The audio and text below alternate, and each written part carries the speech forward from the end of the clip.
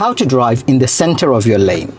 Most new drivers either hug the curb or drift too far to the right. In this video, I am going to show you exactly where your car should be on the road and why getting this right will make you a safer and more confident driver. Welcome to Nahin's Driving School.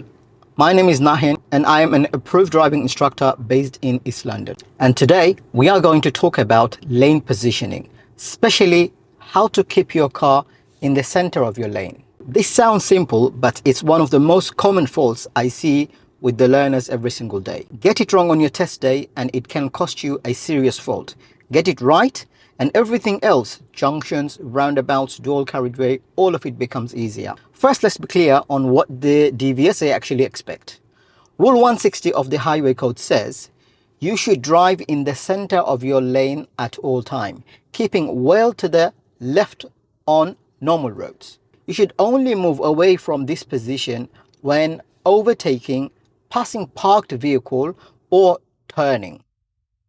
So, your default position is the center of the lane, not creeping to the left side of the road, not tight against the curb, not drifting to the right, the center of your lane. This is called normal road positioning, or NRP. There are three mistakes the learners make constantly.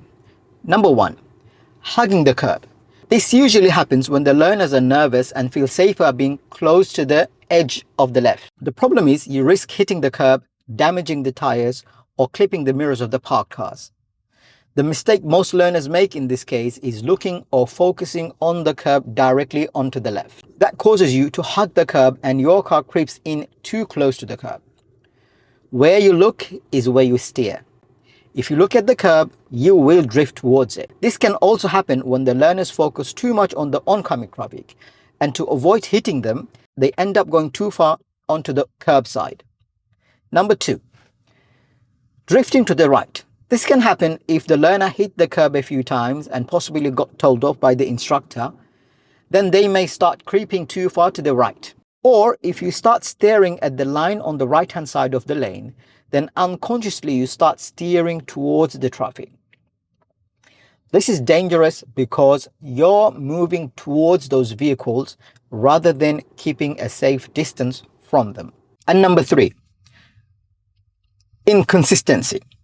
The position looks fine in a straight road, but the moment there is a bend, a parked car, or a junction approaching, the learner loses their position and wanders.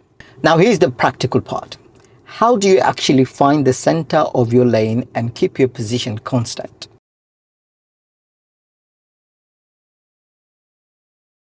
There are a few different ways you can maintain the normal road positioning, or NRP.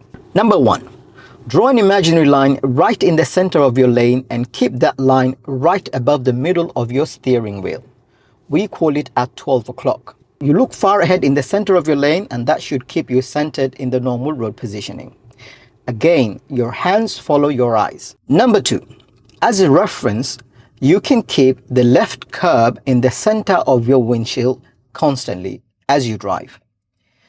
That will also keep you 1 meter away from the curb, which is generally a car door length, which is also generally the normal road positioning. If you have parked cars on the left as opposed to the curb, or a line of parked cars on the left, then what you can do is draw a line at the bottom of the wheels of the parked cars and keep that line in the center of your windshield.